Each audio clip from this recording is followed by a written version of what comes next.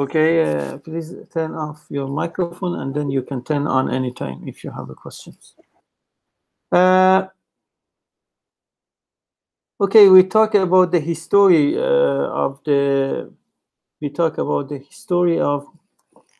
economophysics, and today we are going to go a little more to the details. So I want to talk first about the statistical mechanics of money distributions. So I share the information from these important review papers published in Review of Modern Physics.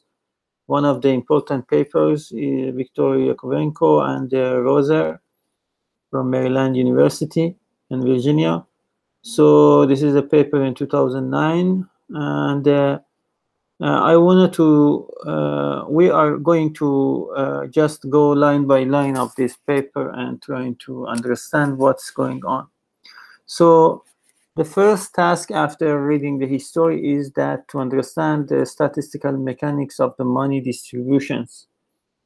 In comparison to the standard statistical mechanics, distribution of the money is similar to the distribution of energy, because money is the amount of the ability to do any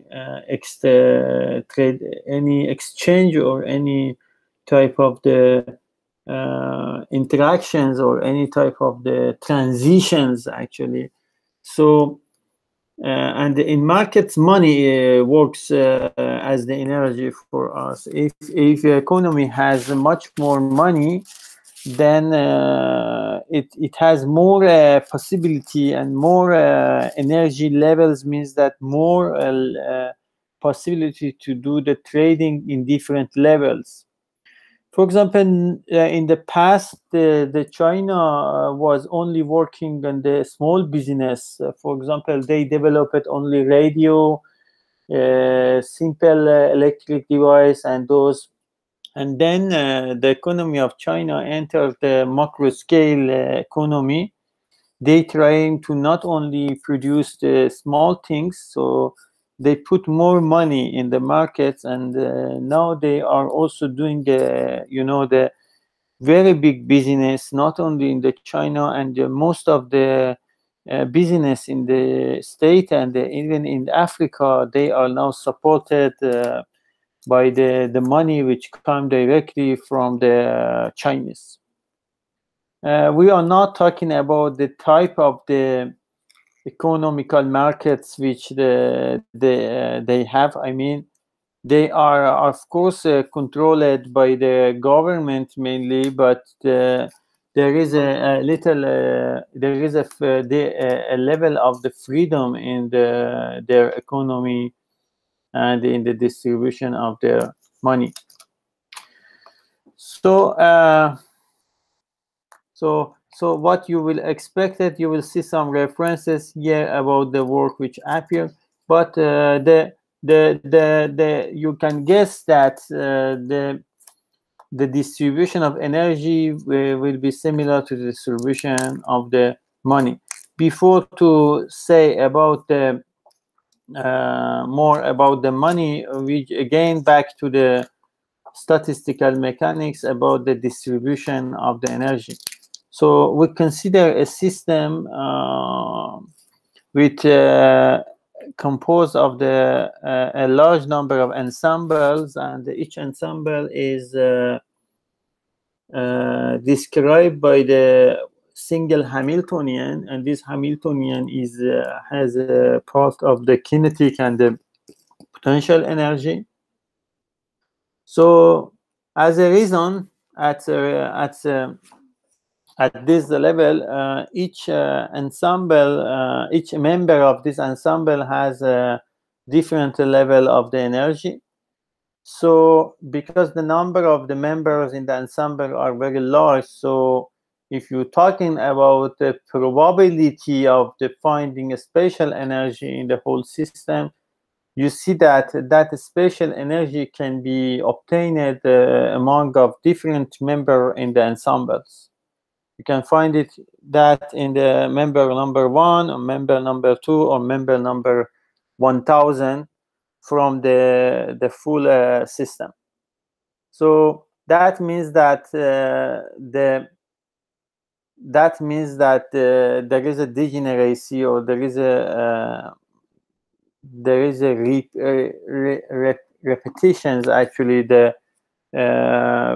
of the appearing spatial energy in the whole statistical system. We are talking about this statistical system in the equilibrium. By equilibrium, we are meaning actually a statistical system which three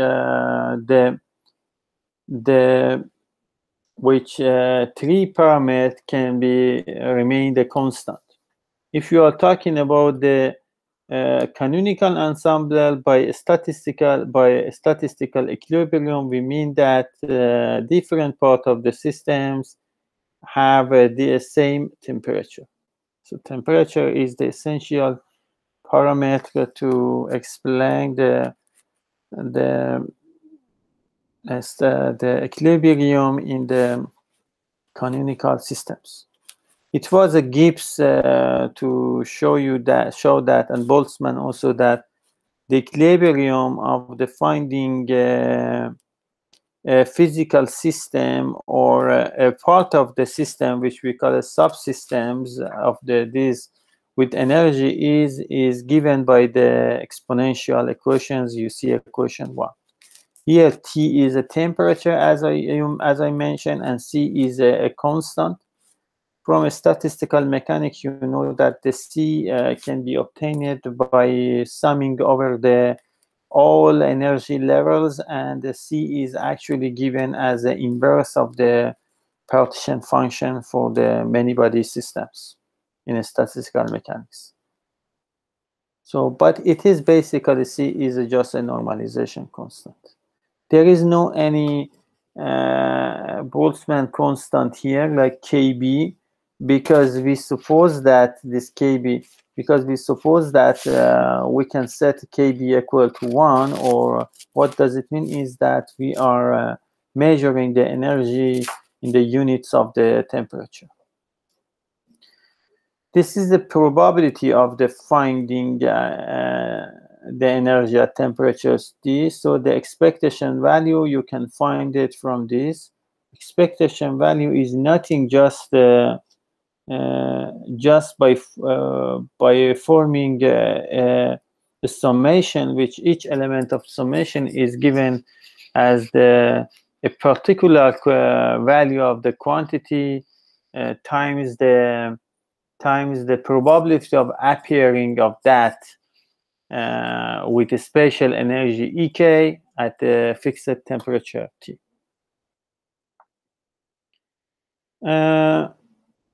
It is possible to show that this temperature can be obtained as the average of the energy. So basically, the average of the energy is a good definitions for the temperature in the statistical system which remain at equilibrium or close to equilibrium in the canonical ensembles.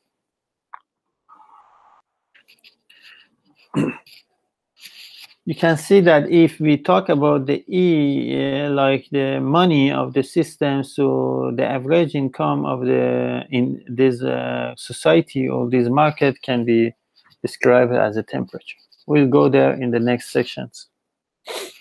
This equation can be derived in many ways.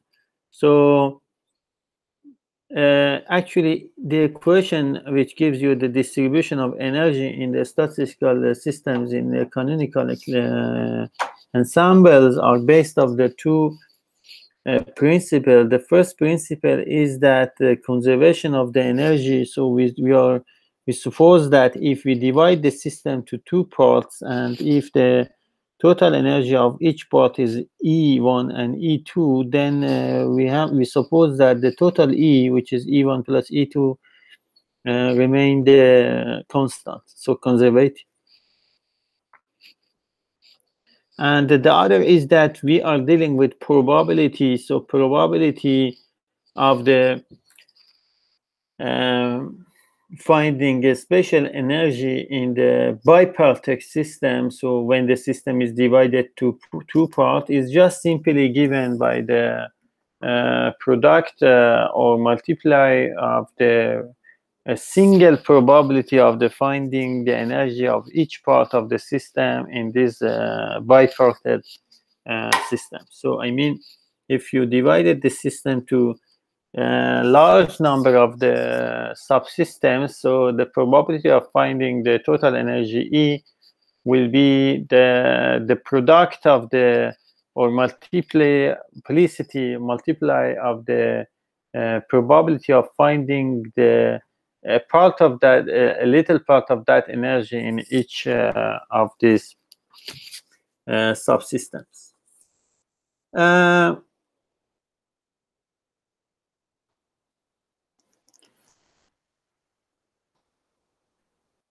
One of the other there is a Gibbs paradox here that you know, in the statistical mechanics and also in the financial economics. So the entropy is a measure to quantify the rate or the possibility of the market to reach the equilibrium. And entropy can be written in terms of the probability, as you see in the equation 4. And also it is possible to write the entropy in terms of the derivative of the expectation derivative of the internal energy, which is internal energy is also related to the average of the energy of the full statistical system in canonical ensembles.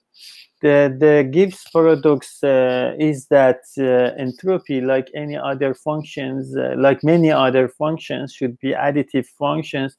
The problem which happens is that if you have a non-interactive system of the particles, then if you calculate the entropy of each part of the system, for example, we divide a system in the canonical ensemble with equilibrium conditions to two parts. The number of particles in first part is n1, number of the particle in second part is n2. Energy of the first part we call E1, E2. Because the system is in equilibrium, T1 is equal to T2. Now, if you go and find the entropy for first part, we call this S1. If you calculate the entropy for second part, S2, then you guess that the total entropy will be S1 plus S2. But the problem is that if you do that, even for the system who is divided to two parts, the total entropy which you can find from here is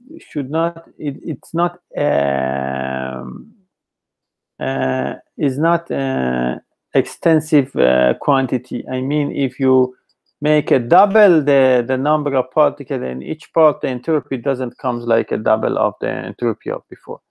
So it seems that there is something wrong, and that wrong thing is back to the counting.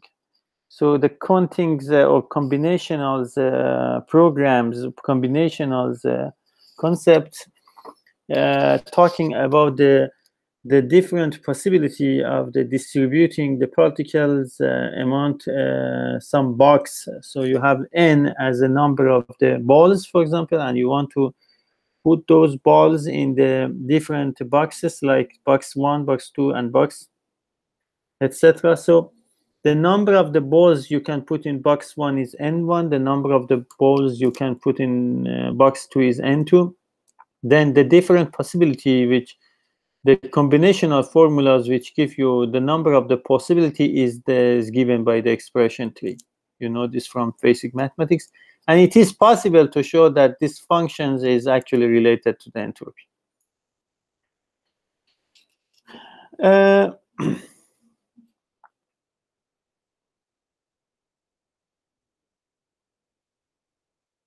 All right, this is about the Boltzmann distribution. So we now want to compare these results to the economical markets. As we mentioned that the energy is here is identified by the money.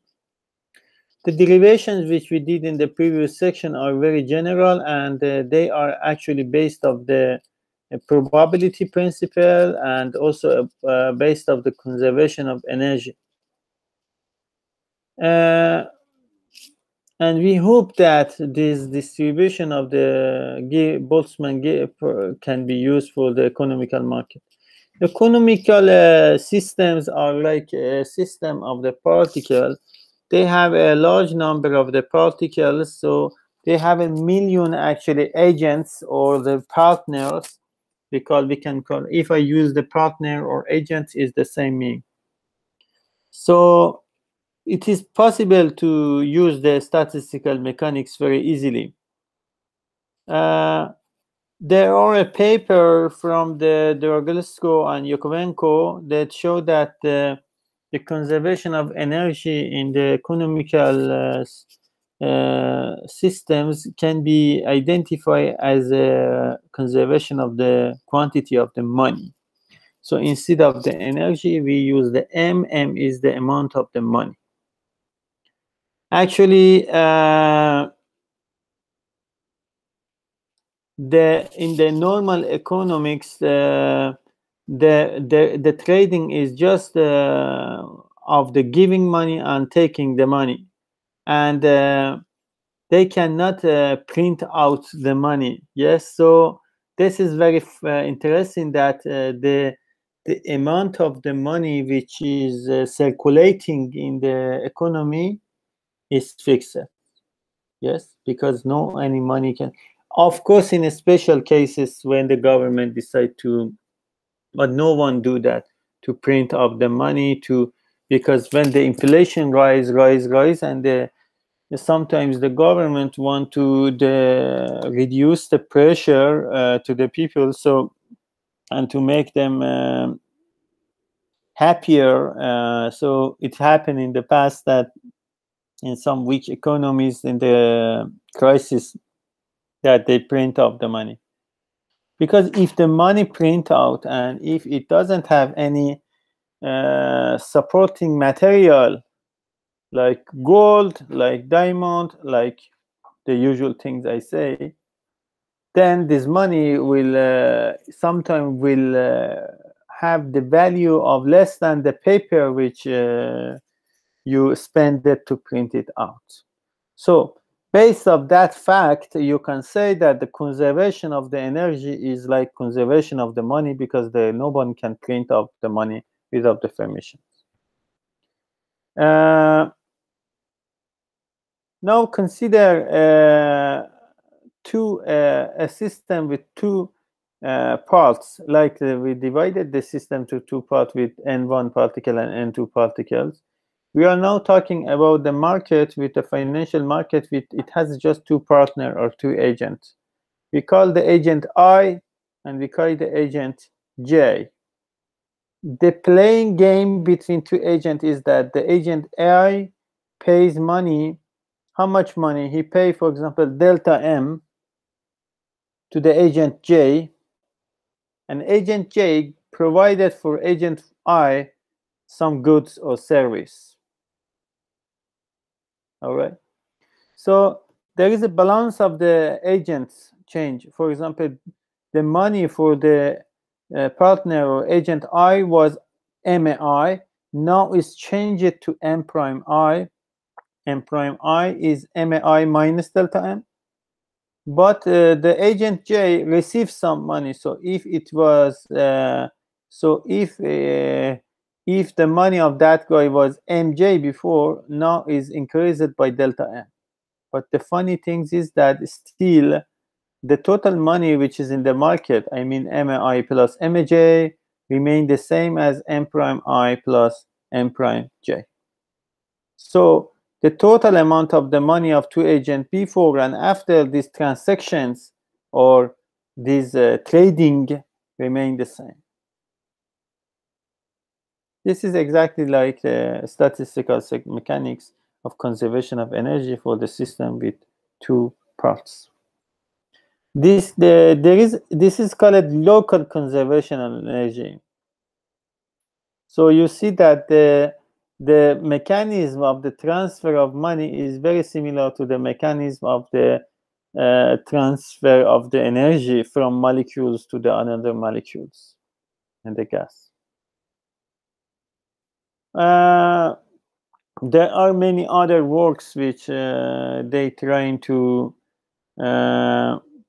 explain that even other transactions, many of them will be will follow the conservation of energy.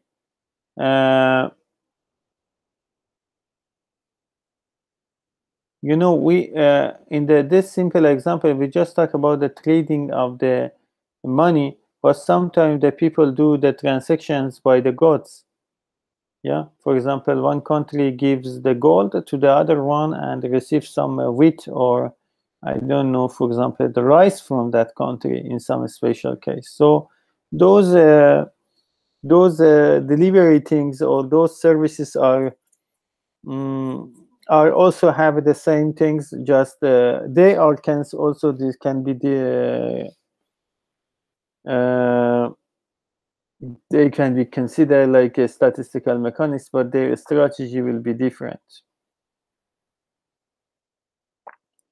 You can't mix the things together. I mean, if you have a transaction and in this financial transactions you transfer the money from one agent to the other one, it is not easy to involve on the transaction of the goods. I mean, also you consider the transactions of the goods or services all together with money. Each one should be understood like a different process, and because you cannot say that there is a conservation of the not money, conservation of the number of the service provided by the agent or something like that.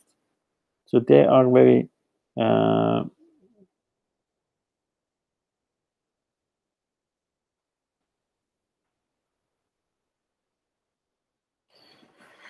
we didn't consider the effect that when sometimes the government will feed the market with extra money or inject the money into economy. Sometimes in the usual ordinary economics agents, the central bank or the bank of the government can inject or enter or send the money into the economy. So so it can change the total amount of the money in the systems. So this process is similar to the process of the influx of the energy for a physical system coming from external source. For example, the Earth planet, for example, is a closed system, but receive the energy from the sun. So you know, so if we think about our economical systems in the connection with the whole other part of the world, then the whole other part of the world can give us some energy or some things. And in your case, in financial markets, the central bank or government can feed the market, inject the money to the agents. So these situations make a possibility to think about that the canonical ensemble can be generalized to as a closed economy, can be generalized to the open economy with grand canonical system. Yeah. So for grand canonical system, you just think about the change in the number of agents, or to change the amount of the total money which is in the market, because government or central money or the other part of the world enter our business, for example, in this closed economy. The problem is that the things which we have to consider is that as long as the effect of this money which comes from the central source is not very high, it doesn't make very much difference to the canonical, and still you can think about your system as a closed, isolated system, and you can use the Gibbs distributions. And you, in this case, you can say is a quasi-stationary statistical equilibrium. I mean, when the change in the parameter is not very high, like when the government don't send $1 trillion to the agents, so then the system still remain in the equilibrium. And how you know this? You know this very clearly. If the rate of the currency of the country with respect to dollar change very much just in 2 days, it means that the government give extra dollars to the agents. So that make inflations. Yeah. So, but if the change of the price of the currency rate doesn't increase very much, so it was, for example, yesterday 2.65, for example, and after 1 week it grows to 2.651, for example, 2.66, even 1%. During a period, 1% increase or decrease is not high, but in some countries, actually, the currency rate changed one night, maybe 50% or 100%. So then the market will be out of equilibrium in those cases. But we have to consider a grand canonical. But for the small changes or tiny changes, we can still think about the system like equilibrium, canonical, and so on. All right.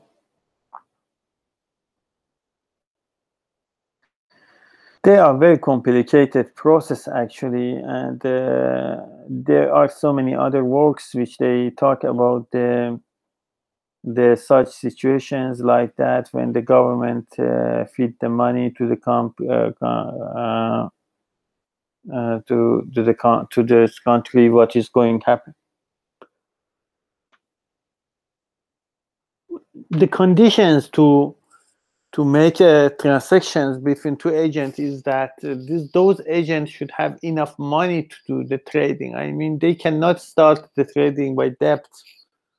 So the basic principle is that if you think about the MAI, software of I as a index I as the amount of the money in for the agent I. So, and if the agent I want to make a transaction, financial transaction with agent J, and if he needs to pay delta MI to that guy, so basically the delta MI should be less than or equal to the money. If the agent spend the all money, then the balance drop to zero. I mean, the guy balance will be zero, so he doesn't have any more money. So and it cannot buy more goods from the other agents, but it can receive. So it can receive from the other agents money, or by delivering or doing the service.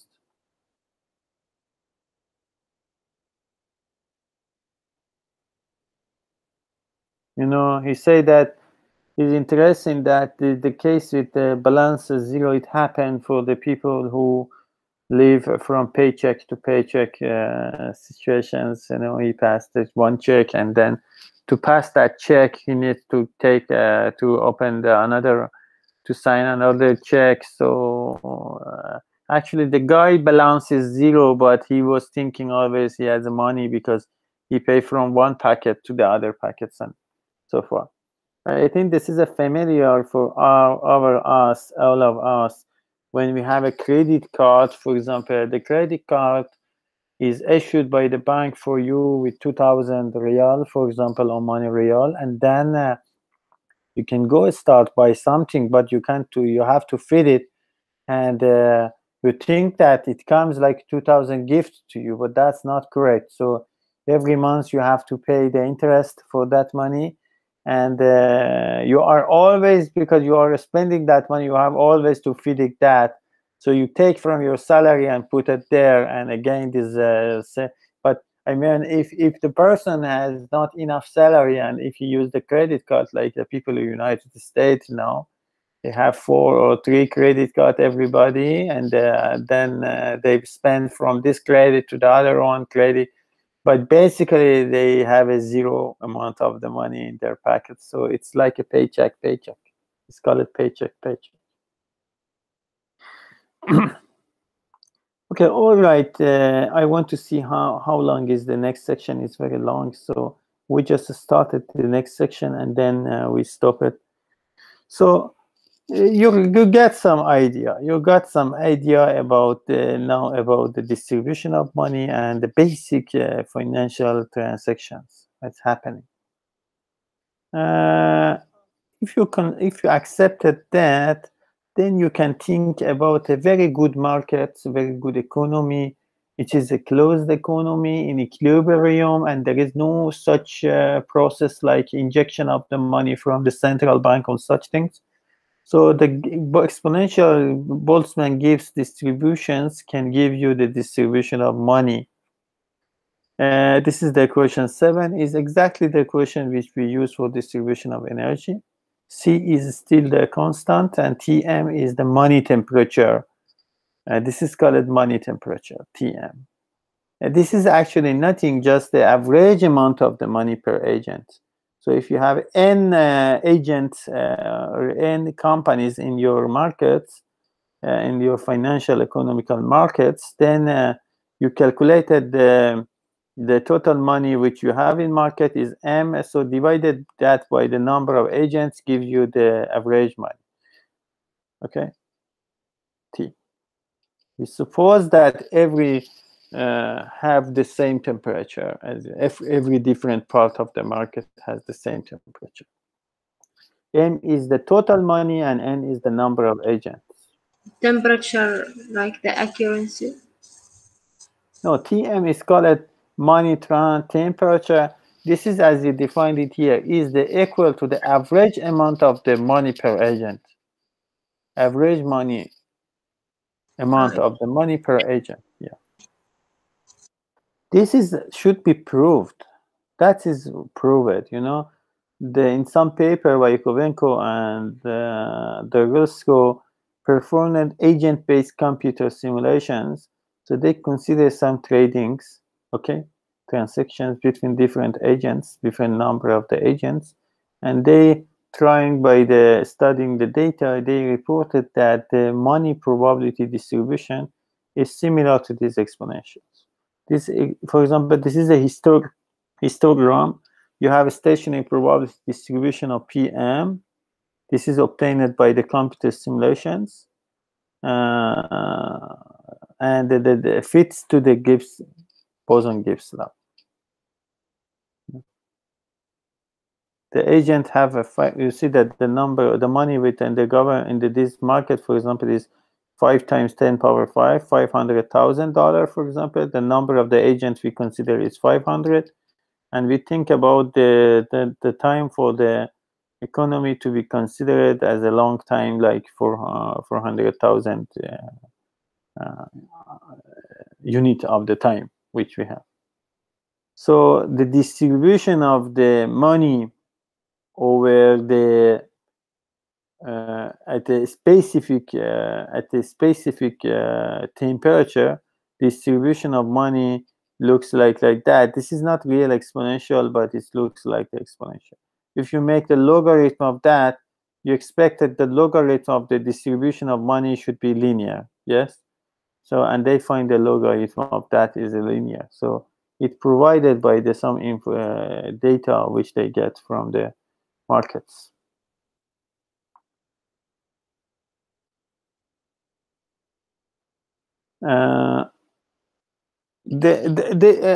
Many other cases also check it. Many other cases check it.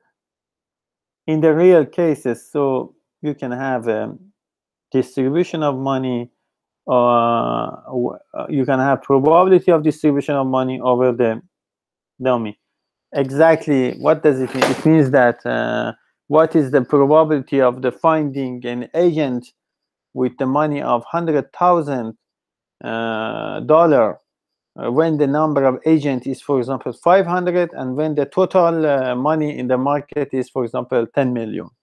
You can exactly tell me that what is the probability of that. Yeah. If you have the financial annual report of the companies, so then you can estimate that how many of them have around this money or not. So around 500 companies, you can find, for example, 3 of them which have that. So this P, for this amount of money, P is, for example, 3/500, 3/500. And then you can have a histogram like that. For different money, you have a different number of the companies which they approximately have this money. If you set this data in here, then a logarithm of that gives you linear. Looks like that.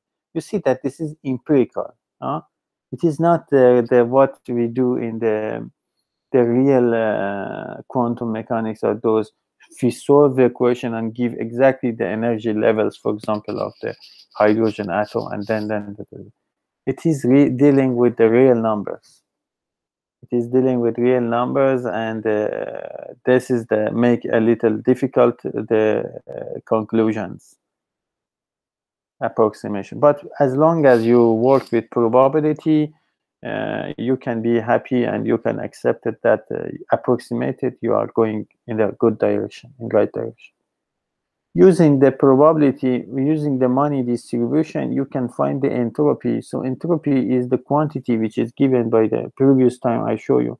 Entropy per number of the agents, N, is minus sigma PM logarithm PM. So you can see that logarithm PM here looks like linear, and PM is exponential. You can finally say that the entropy per agents, per number of the agents, grow from the initial value, which is S0. What is the S0? S0 means that you have 100, 500, for example, companies. Each company has just $10,000 money, exactly 10,000. It never happened, yes? It never happened. You cannot have 500 company and ask them to have only 10,000, not $1 less or about that, yeah? This is a very ideal case. This ideal case is like a thinking about the temperature 0 in physics. No? You never can reach the T0 in a statistical mechanics, because the first law, second law will be broken, second law will break. All right. Entropy 0 for a statistical financial markets in the canonical distribution of the money is impossible as 0, because it seems that you have a maximum value of a statistical equilibrium and never will get that. Never.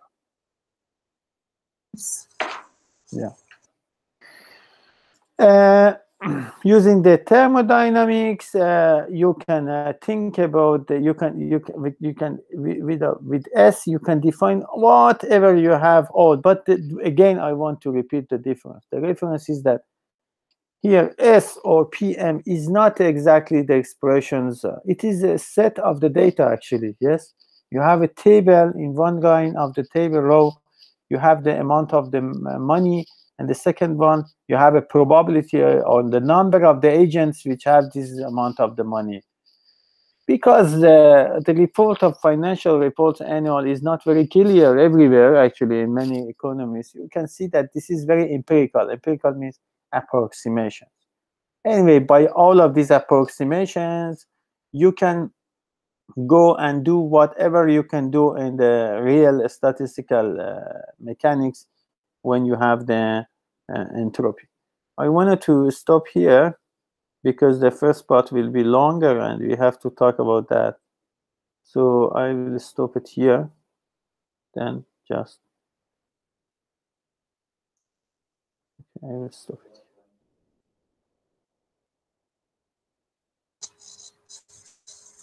Okay. You don't need to know. I want to go when the paper goes to the end. Then I think in 2 weeks or 1 week, maybe one lecture. Then because most of the paper is references, so then I can send you the paper also if you want to read it, just to use some information to write your report, and I will share. And I want to tell you that this channel, I send you the YouTube channel. Yes. No.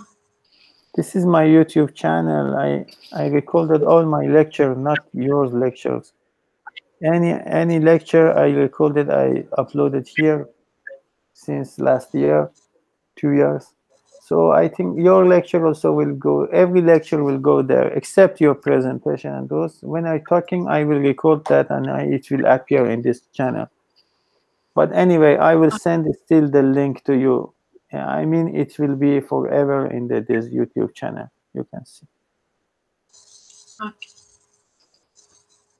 Okay, for the Thursday presentation, I will be in the presentations as they mentioned, and just focus on what you know, and if you don't know any questions, the answer of any questions, just you can simply say that I don't study that, or I don't know. That's all.